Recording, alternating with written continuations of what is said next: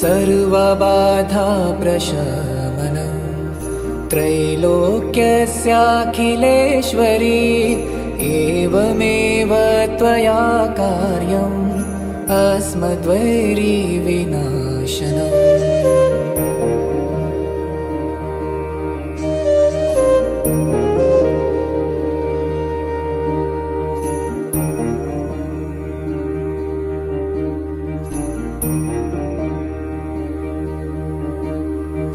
सर्वबाधा प्रशमनं त्रैलोक्यस्याखिलेश्वरी एवमेव त्वया कार्यम् अस्मद्वैरिविनाशनम्।